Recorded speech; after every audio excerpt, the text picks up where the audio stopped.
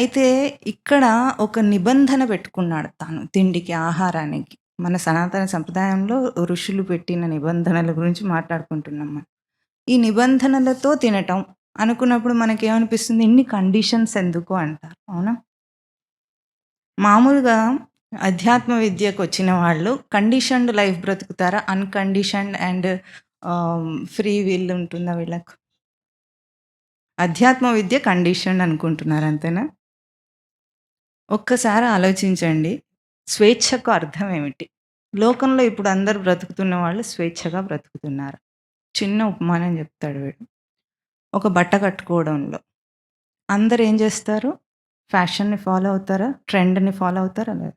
అది కండిషనింగా? అన్‌కండిషనింగా? చెప్పండి.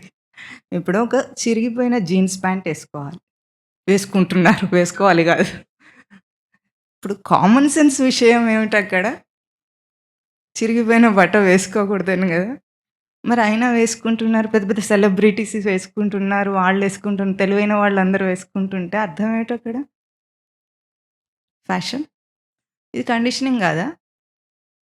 సొసైటీని ఫాలో అవ్వటం అంటే కండిషనింగా? అన్‌కండిషనింగా? అది. మనం బ్రతుకుతున్న ఈ సొసైటీ లైఫ్ అంతా గూడా కండిషనింగ్ లైఫ్. ఒక తిండి తినాలనుకోండి. ఇవాళ అది హార్మ్ చేస్తుంది. జంక్ ఫుడ్ అంటున్నాం ఇప్పుడు. బాగా ప్రసిద్ధికెక్కింది. ఇది తినగూడదు. తింటే దేహం చెడిపోతుంది అని తెలుసా? తెలీదా? తింటున్నారా లేదా? దేనితో కండిషనింగ్ అయ్యారు చెప్పండి? ఇట్లా తినటంలో they are conditioned by likes and dislikes. అంతేనా? ఇప్పుడు మనం కండిషన్డ్ లైఫా? అన్‌కండిషన్డ్ లైఫా ఇది? Conditioned life. అధ్యాత్మ విద్య అంటే ఏమిటంటే open life. Purely unconditioned life. అక్కడ ఉన్నంత స్వేచ్ఛ ఇంకెక్కడ లేదు.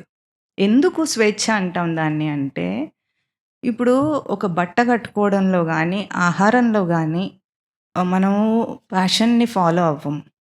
ఇంకొకరు ఏమనుకుంటారని ఫాలో అవ్వం. దేహానికి ఏది పడుతుందో, ఏది సూటబుల్‌గా ఉంటుందో అది సెన్స్ చేసి తింటారు ముందు ఫస్ట్ ఆఫ్ ఆల్. ఆ సెన్స్ చేయటం ఇది కండిషనింగ్ గాదు గదా! Following the universe. సృష్టి రచనను డిజైన్ ఆఫ్ ది యూనివర్స్. సృష్టి రచనను దేహాన్ని సృష్టి రచించింది. దీనికి ఏది పెడితే నేను చక్కగా ఉండగలను.